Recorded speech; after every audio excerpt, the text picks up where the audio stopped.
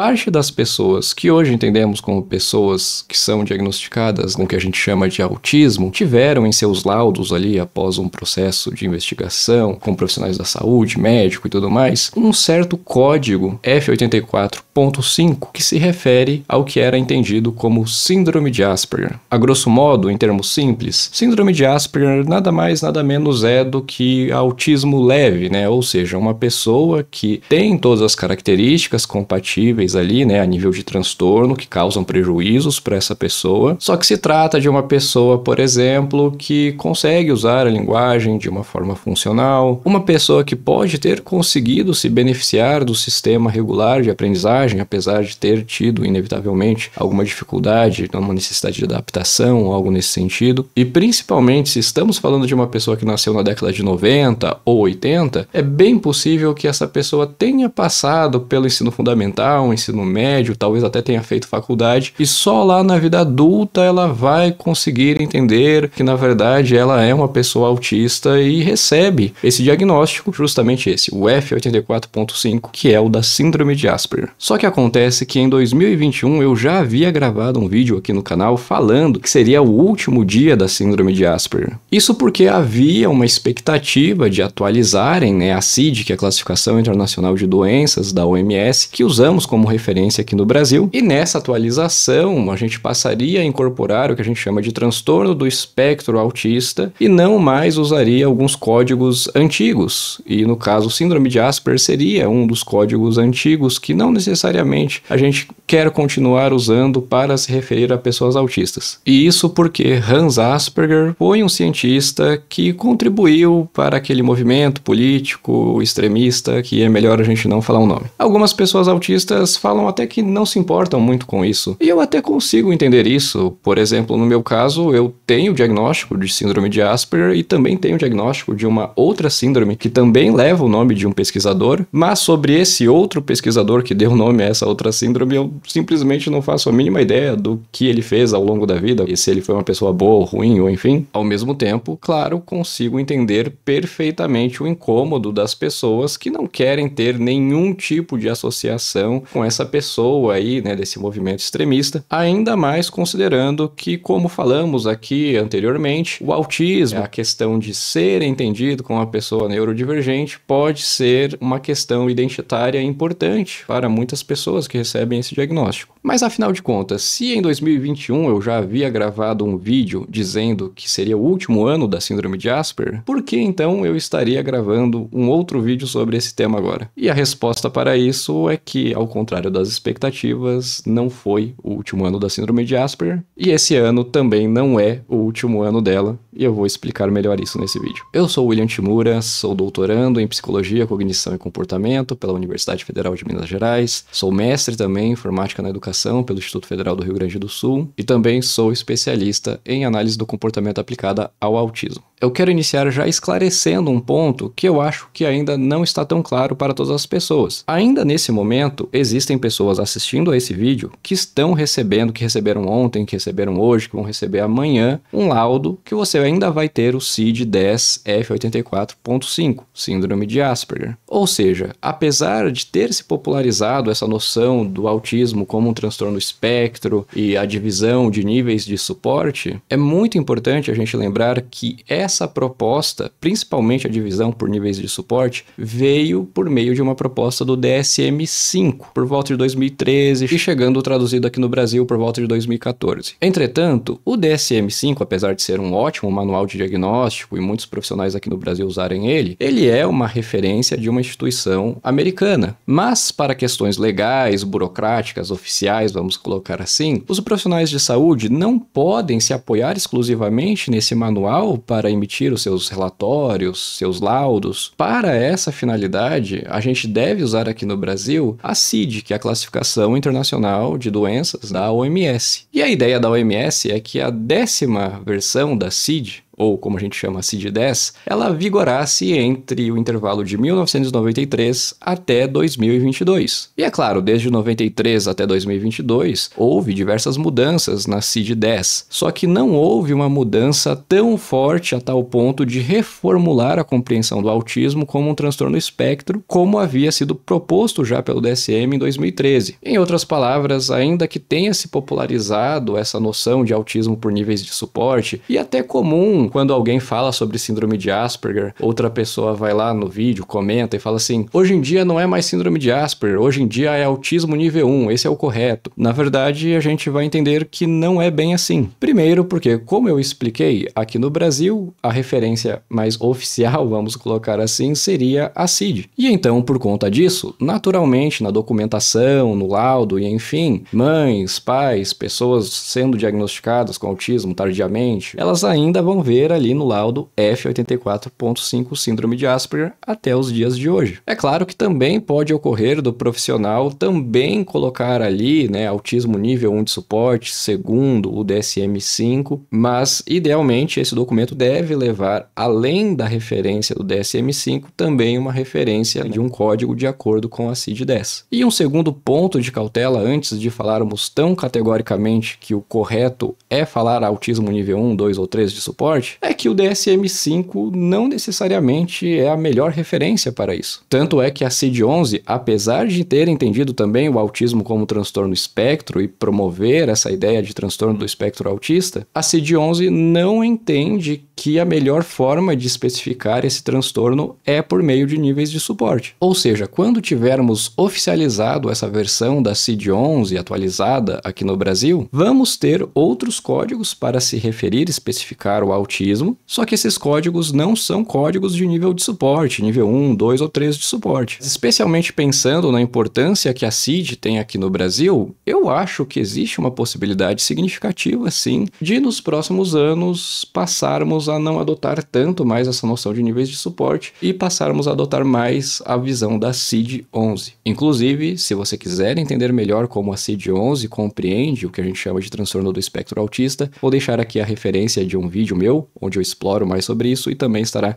na descrição aqui desse vídeo. E por fim, uma dúvida que talvez esteja em aberto aqui é que eu falei que na perspectiva da OMS, a CID-10 seria entre até 93 e 2022. Então esclareço aqui que a proposta da OMS era que a partir de 2022 nós teríamos a CID-11 em um estado de desenvolvimento já maduro e que pode já ser aplicado pelos países parceiros e tudo mais. Mas o que ocorre é que o Brasil havia definido o período de até 2024 para fazer todas as adequações, a tradução oficial da CID e tudo mais. E hoje em dia já temos a versão CID-11 traduzida para português brasileiro, apesar de ainda não estar traduzida em sua completude, algumas coisas ainda estão faltando. Porém, o Ministério da Saúde emitiu uma nota técnica falando sobre diversas questões que envolvem a implementação da CID-11 e tudo mais, e no final das contas define que a CID-11 passará a ser implementada realmente no Brasil apenas em 2027 ou 2028. E até lá, a recomendação é que ainda seja utilizado a CID-10 e que, por consequência, então, ainda assim existe oficialmente no Brasil o que a gente chama de síndrome de Asperger.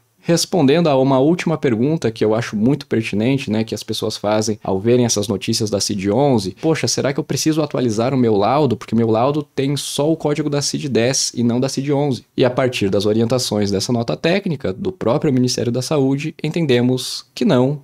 é necessário, a gente não precisa ir atrás desesperado para atualizar laudo para CID-11 e tudo mais. Apesar de que na prática, algumas prefeituras, alguns sistemas públicos já aceitam sim você colocar lá o código da CID-11 hoje em dia, por exemplo. Entretanto, em outros sistemas, em outras cidades, é bem possível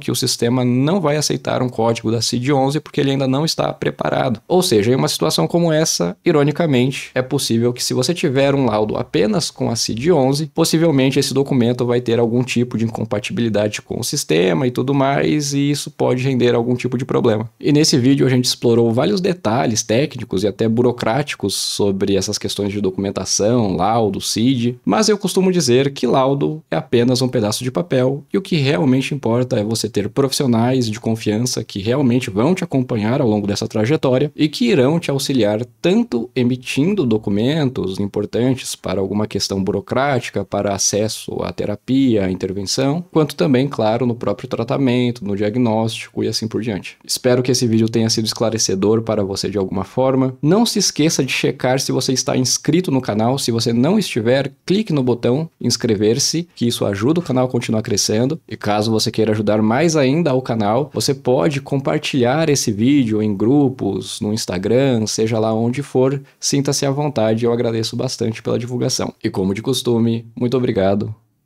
pela sua visualização.